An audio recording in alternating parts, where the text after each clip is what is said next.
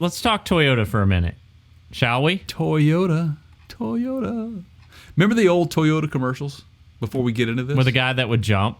They would jump and they would freeze heels. frame him with his heels clicking. Yeah. Yeah. Do I? Boy, do I. Boy, do I as well.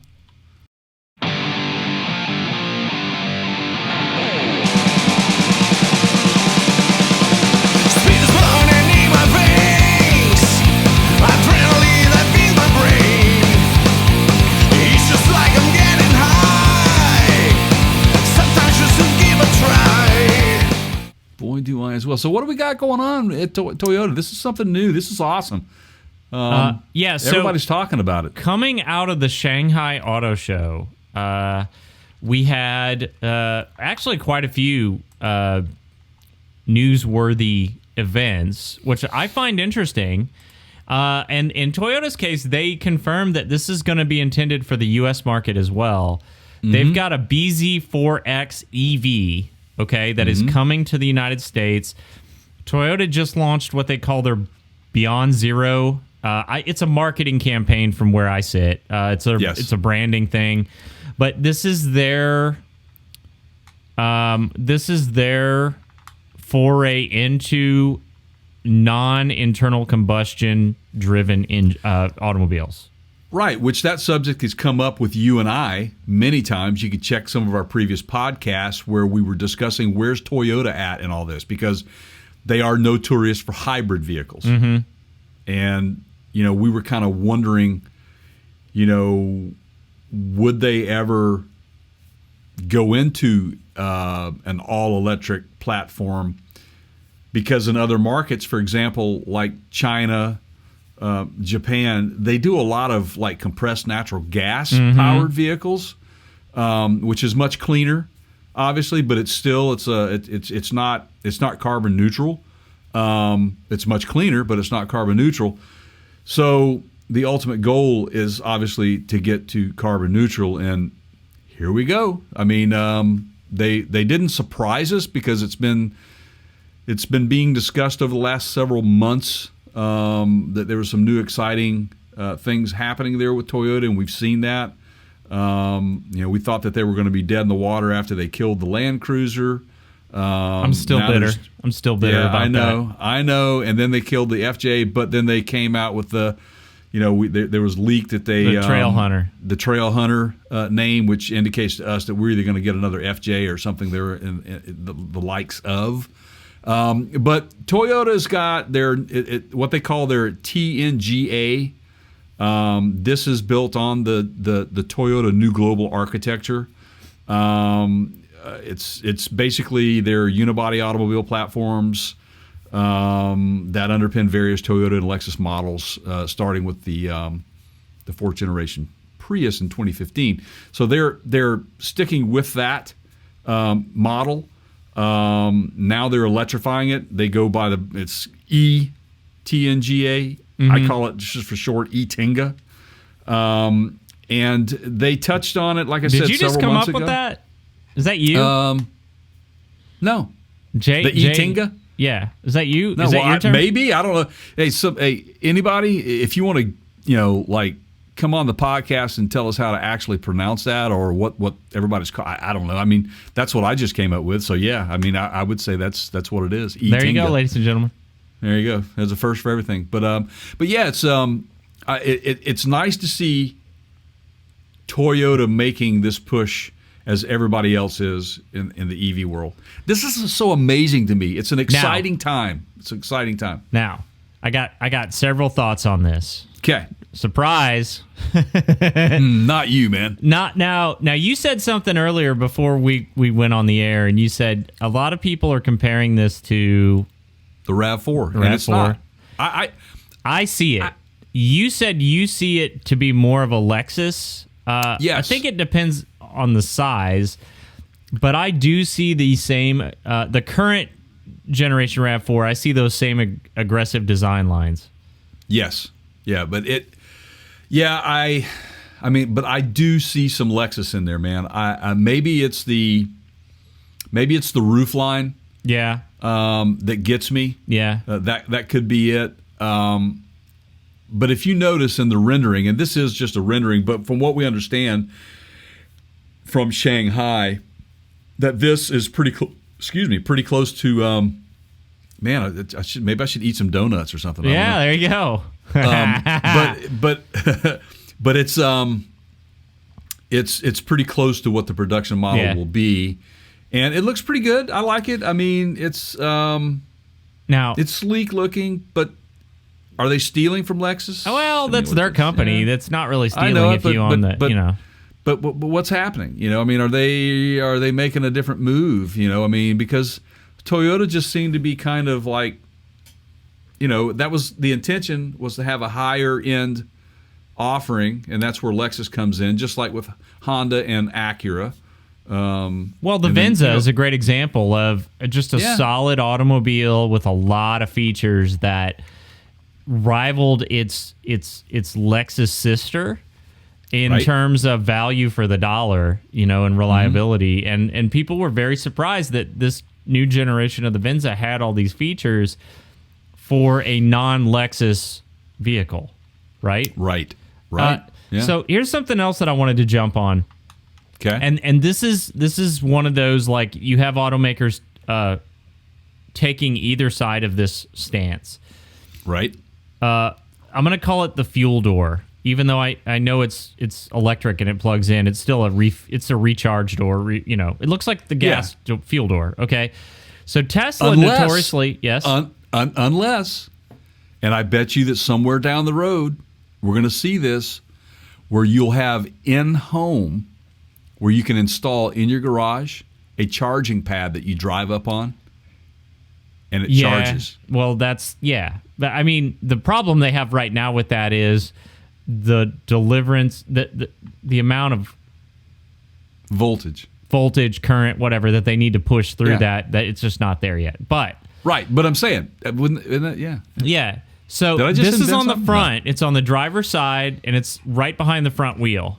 Now, you see a lot of Teslas that have it where the traditional gas door would be, which is in the rear quarter panel, right? And then you see some up top too. I've seen some vehicles that have it up top. So most of the public recharging stations, not talking about your house, not talking about your garage or your driveway or whatever, but like parking lots. Like if you go into a grocery store and they have the recharge stations, or like they have parking garages around here by me, they're at the front of the parking space. So you pull in, okay, and then you stop, and there's that little machine, and you know, and the cords are long enough. You can take it around to the back of your Tesla, and it'll reach. Right. But you see a lot of guys with Teslas or other cars that have the EV charging port in the back, they back in. Okay? Yes. Yep. Well, then we have places like here where I live where it says pull in only. So now you're going to have this argument where the guy's going to get a ticket because he's supposed to pull in only, and he's like, well, my charging dock's in the back, and the cord wasn't long enough or whatever, and so you can't write me a ticket for that because you guys own the charging station and I'm using it and I'm a customer and whatever, blah, blah, blah, blah, blah. My point is, it looks like there's starting to be a change or a migration towards putting the charging ports in the front part of the vehicle for that reason. Right. For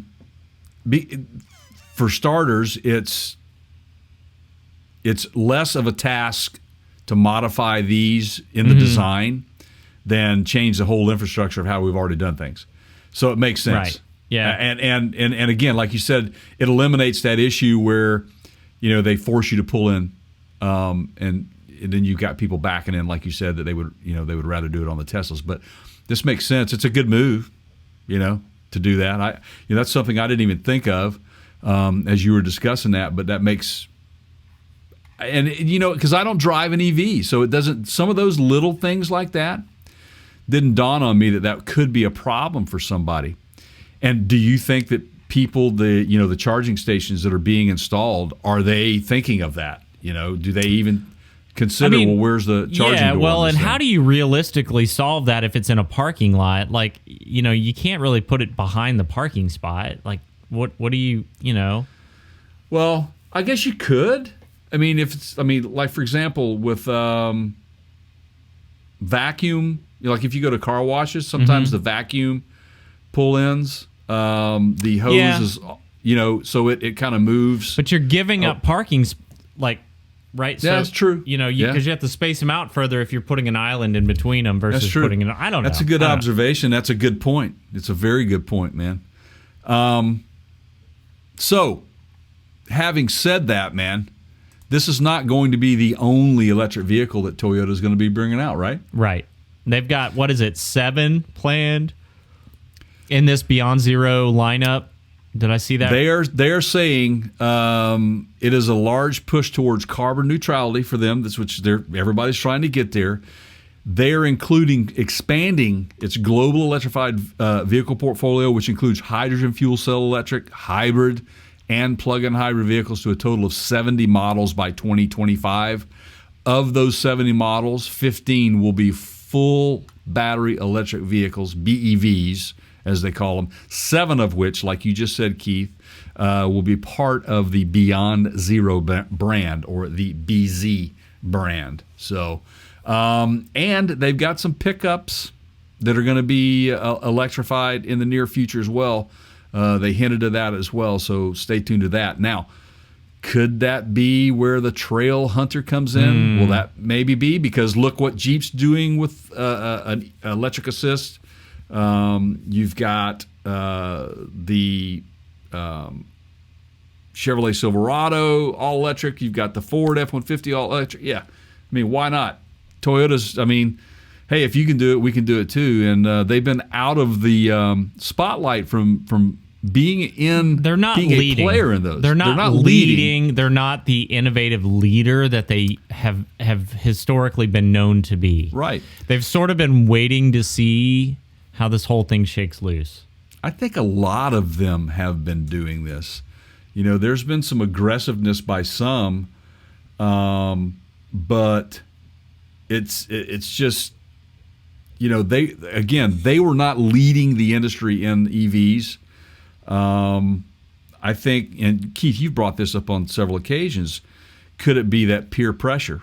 Is this a peer pressure moving them to that? We're gonna do. We've got an interesting episode planned around that concept, and we have a company that we've been talking with that works in this automotive space.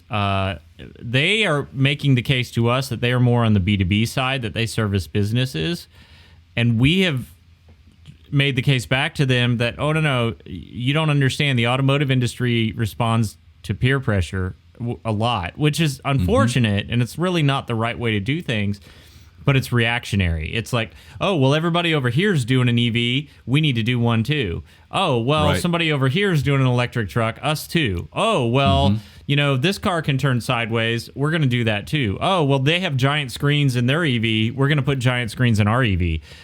And to some extent, that's just sort of the way it works in the world. Right. But it seems like the auto industry, since I can remember, seeing car commercials, it has been heavily motivated by peer pressure. And I'm going to leave it at that. If you want to learn more, here's how you can do it. Do 2 things. If you're watching this on YouTube, click the bell, hit the subscribe button. That will let you know when we have new content come out. And then go on over to our website at partscounterguru.com. Click the podcast link, and you can subscribe to your podcast platform of choice, and then you'll be notified when the full audio podcast episodes come out. And you'll be ready. how much does that cost them? Oh man, are you going to let me do this one? This is yours. It's free to you. It's priceless to us. See? I mean, it's a winner chicken dinner, man. This is almost like Doc Severinsen coming out when Johnny's on vacation and going, doing the golf swing, or, here's Johnny. It's not the same, but yeah, I digress. But for those of you on social media fans, we're on Facebook, we're on Instagram, all that stuff. Go to facebook.com/PartsCounterGurus. You can go to Instagram.com/The Parts Counter Gurus. And you can also follow us on Twitter. And our handle is @TheCounterShow, which is what you're listening to right now. So there you go. Got all that.